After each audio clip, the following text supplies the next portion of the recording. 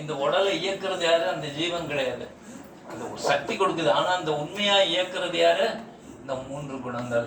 இந்த 3 குணங்கள் எப்படி வந்திருக்கு? நம்ம கர்ம முன்வினை கர்மம், போன ஜென்மத்தில் நம்ம என்ன கர்மம் பண்ணோமோ அதுக்கு தகுந்த மாதிரி இந்த ஜென்மத்துல பலன் கொடுக்கப்பட்டது.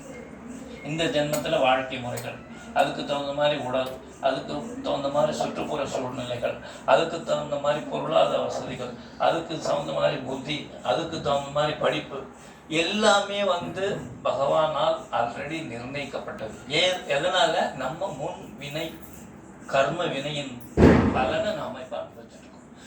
அதே மாதிரி இந்த பிறவியில நாம இந்த நோக்கத்தை, வாழ்க்கையின் நோக்கத்தை பகவத்கீதை படிச்சு புரிஞ்சுக்கிட்டோம்னு வச்சுங்க, நாம இருக்கிற சூழ்நிலையில நம்மளை மேல கொண்டு வருவோம். நாம எங்க தமோ குணத்துல இருக்கிறோமா, ரஜோ குணத்துல இருக்கிறோமா, சத்துவ குணத்துல இருக்கிறோமா? இப்ப நாம எங்க வரணும் அப்படிங்கறத பகவத்கீதை சொல்லியிருக்கு. தமோ குணத்துல இருந்தா என்ன, சத்துவ குணத்துல இருந்தா என்ன, ரஜோ குணத்துல இருந்தா என்ன, ஏன் இங்க வரணும்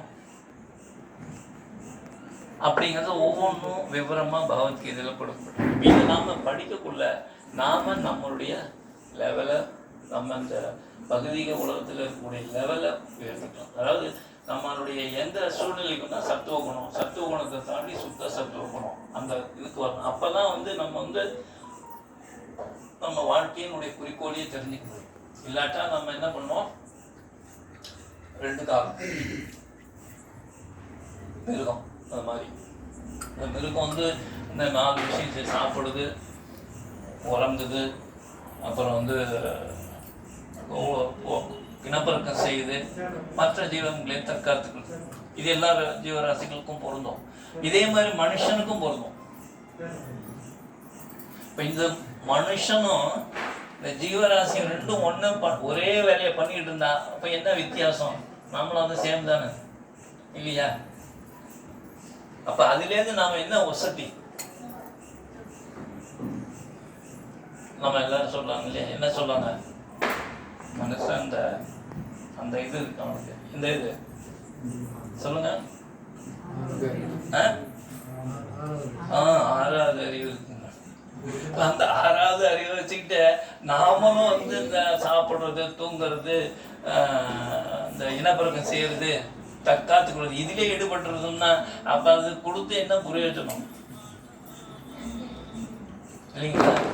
அதை பயன்படுத்தணுமா இல்லையா?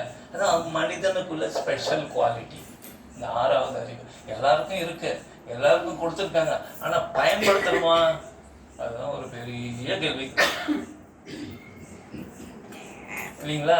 இந்த விஷயத்தை தான் நம்ம இந்த நீ ஏன் இந்த உலகத்துல ஏன் இந்த மாதிரிலாம் பண்ணிட்டு இருக்க, ஏன் இந்த கஷ்டப்படுற? நீங்க இருக்க வேண்டிய ஆள் இல்லை, நீ வைகுந்தத்துல இருக்க வேண்டிய ஆள். எப்படியோ தெரியாம இங்க பிறந்துட்ட, இந்த உலகத்துல கஷ்டப்பட்டு இருக்கிற நீ இந்த மாதிரிலாம் ஆனீங்கன்னா நீ வைகுந்தத்துக்கு திரும்ப போயிடலாம் இல்லைங்களா? அந்த கரண்ட் பில் கிடையாது, கேஸ் பில் கிடையாது, அதே மாதிரி எல்லாமே ஃப்ரீ பஸ், எதுவுமே அங்க சார்ஜஸ் கிடையாது. எல்லாமே பகவானுடைய ராஜ்யம்.